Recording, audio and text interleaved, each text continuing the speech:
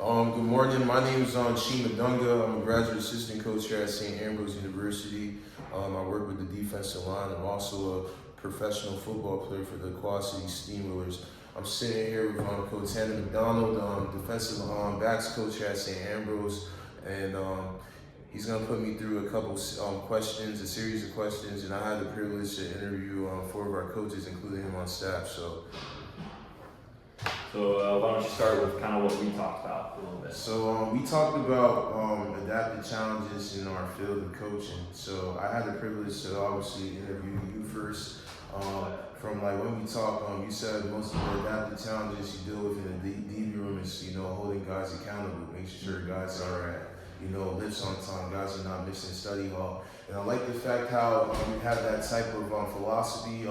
If anybody missed, all of us suffers together. So I remember one of your guys in your room ended up missing on one day in study hall, and you pretty much had like the whole group of doing up downs and Burmas. Yeah. And pretty much Burma is up downs for every yard line. So you do 5 up downs for every yard line. It's 100 yards. So Tanner definitely, incorporates that type of punishment if guys miss in his room, and I like that, that philosophy. If everybody misses, everybody's gonna suffer, because at the end of the day, we win together and we lose together as a team, and we go through the the blood, sweats, and tears and enjoying playing football. So, yes, sir. What about some of those other interviews that you had? My next interview was with Coach Zach. Obviously, Coach Zach, he's a young coach as well, not too far removed from the college football world. Obviously, he told me adaptive challenge is like, gaining the respect of his players due to like their age, but obviously his players know there's a fine line. So on top of that, he talks about, for example, if one of his players miss a lift or study hall as well, like they will not, flat out play on Saturday. He is fine with perfectly, having his players, be on the sideline and watch. And if they have to rotate and their name is called, they have to wait or rotate until their name is called. And he pretty much talked about how he has to, deal with guys, being accountable, holding them to a certain standard, and just being on things on time, because it's kind of similar to you guys. I mean, if you miss, I mean, there's consequences to it. So he said that was one of his adaptive challenges, just making sure the guys are, where they have to be on time, and not missing lifts, or making sure they're at class or study hall. So he said that's an adaptive challenge. So in order for them not to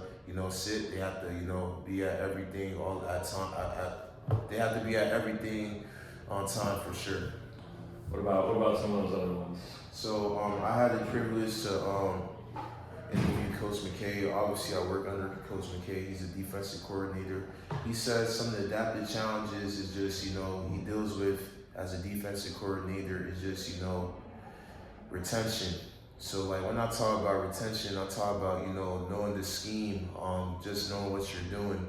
So obviously, I mean, there's different type of players. There's visual learners, there's abstract learners, and then there's guys that have to like constantly like look at things all at once, remember a playbook. So obviously, every athlete is not, gifted athletically, or, some athletes got great IQ, and he said that adaptive challenge is pretty much just trying to, be patient with these guys to, learn the scheme, and trying to, simplify ways for them to learn the scheme. If he has to, constantly meet with them to learn the scheme to be able to play on Saturdays, he's going to constantly sit with them to learn the scheme on Saturday. If you have to, keep on breaking down film and show them how it's done, he'll take time out and show them how it's done. So he said the adaptive challenge as a DC is just, it's just like patience, being patient with the athlete, because you got different type of learners for real. And just obviously, just hearing the players out at the end of the day, like for your class, like in our last chapter, I think it was chapter 3, politics in the organization. Like obviously as a leader, you're gonna have to, deal with different type of, people within the organization. You gotta learn the type of players there are, and you gotta learn the type of like behaviors they display. So at the end of the day, these guys are playing for you, so you have to be patient with them, and you just gotta learn the type of players you are. He said like pretty much his adaptive challenge is like being patient with the players, and just taking your time with them because every player is different.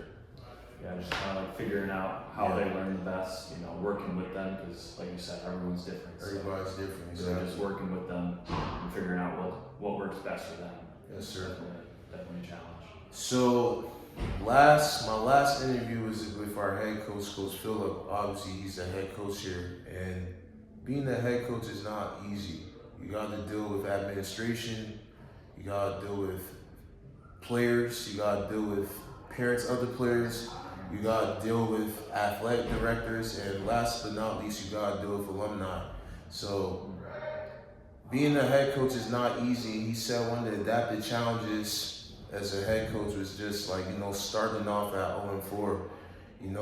When you start off at 0-4, it's pretty hard, sometimes it brings negative energy, but your job as a head coach is to make sure these guys are, riled up and prepared and, mentally sound going into the game on Saturday and even get ready for practice. So one thing Coach Phillips said he incorporates is on special teams.